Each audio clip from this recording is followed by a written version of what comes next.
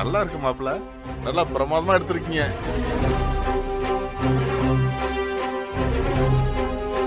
மாப்பிள்ள, நீங்க ஓப்பனா ஒரு விஷயம் சொல்லணும். சொல்லுங்க.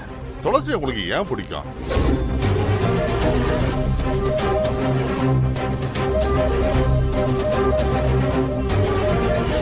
அப்பா, எனக்கு தூக்கம் வருது. உங்களுக்கு வேற ரூம் ரெடி பண்ணி வச்சிருக்கேன். நீங்க அங்க போய் தூங்குங்க. காலையில நம்ம கண்டிப்பா பேசலாம். என்னம்மா நீ? அப்பா எவ்வளவு ஆர்வமா மாப்பிள்ள கிட்ட பேசிட்டு இருக்கேன். மாப்பிள்ள, நீங்க சொல்லுங்க, உங்களுக்கு ஏன் துளசியை பிடிக்கும்?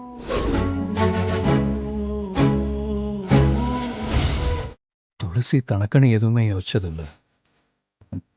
எப்பவுமே இந்த குடும்பத்துக்காகவே யோசிப்பாங்க. இந்த குடும்பம் நல்லா இருக்கணும், இந்த குடும்பத்துக்காக எதை வேணாலும் தாங்கிப்பாங்க, என்ன வேணாலும் செய்வாங்க.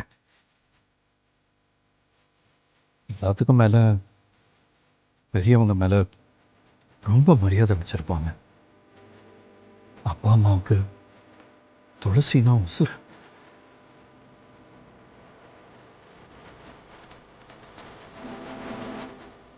மாப்பிள்ள, நீங்க சொல்லும் போது கண்ணு கலங்குது.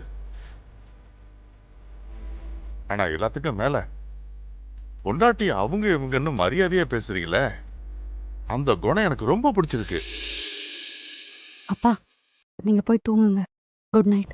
இத பார், மாப்பிள்ளை ஏன் உன்னை பிடிக்குன்னு சொல்லிட்டாரு. உனக்கே மாப்பிள்ளை பிடிக்குன்னு நீ சொல்லவே இல்லையே.